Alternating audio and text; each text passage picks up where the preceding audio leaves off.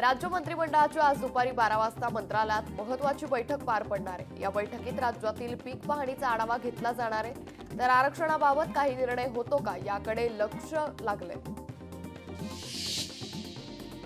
शरद पवार पक्षफुटीनंतर आज पहिल्यांदा चिपळूण दौऱ्यावर आहेत। सकाळी 11 वाजता सावरकर मैदानावर शरद पवार जाहीर सभा घेतील। संभाजीराजे छत्रपती आज सकाळी 11 वाजेच्या दरम्यान अंतरवालीमध्ये उपोषणस्थळी जाऊन मनोज जरांगेंची भेट घेणार आहे। जरांगेंसोबत परिवर्तन महाशक्ती आघाडीच्या पाठिंब्याबाबतही चर्चा होण्याची शक्यता आहे। सत्ता कोणाचीही आली तरी आठवलेंची जागा पक्की असल्याचं मत केंद्रीय मंत्री नितीन गडकरी यांनी मांडलंय।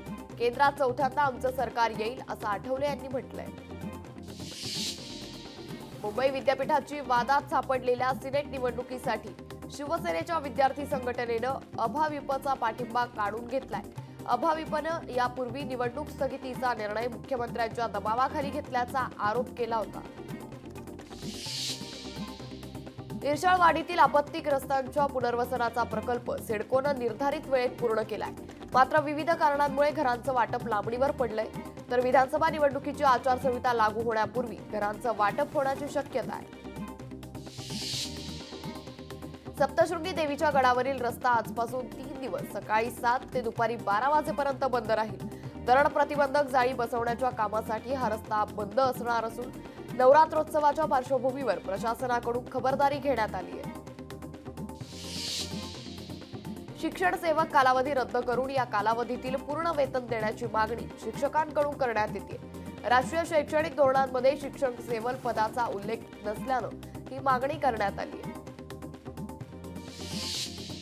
मुंबईतील डॉक्टर होमी भाभा राज्य विद्यापीठाचा वार्षिक पदवी प्रदान समारंभ आज पार पडणार आहे। मुंबई विद्यापीठाच्या फोर्ट संकुलातील सर कावसची जहांगीर दीक्षांत सभागृहात आज सकाळी 10 वाजता हा सोहळा होणार आहे।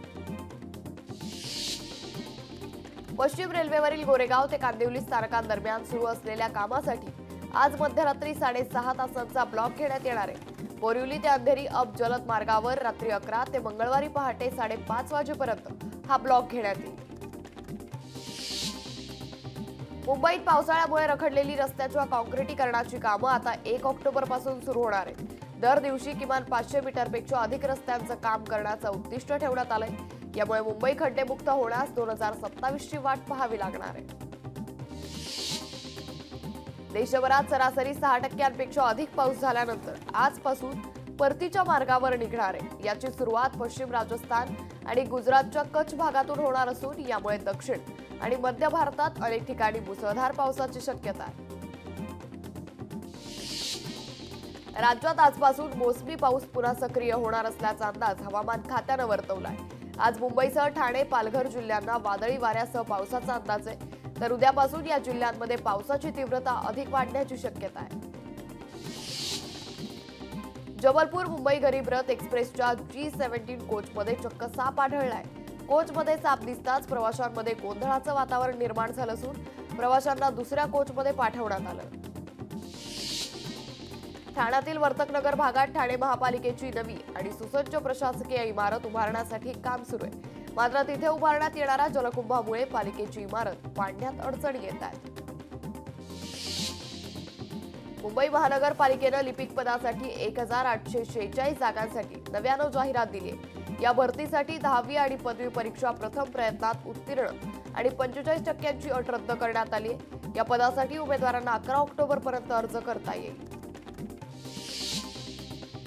फेरीवाला समितीची निवडणूक झाली असून मतमोजणी आणि निकाल राखून ठेवण्याचे निर्देश सर्वोच्च न्यायालयानं आधीच दिलेत। त्यातच आता फेरीवाला समितीमधील रहिवाशांच्या प्रतिनिधींची नव्यानं निवड करण्याची मागणी पुढे आली आहे।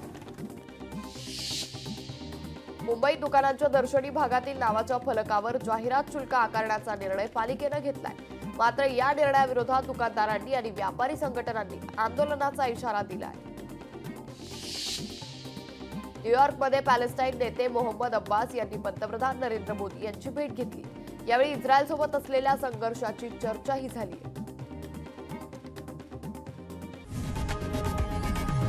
लोकशाही मराठी ऐका, पहा, जागरूक रहा।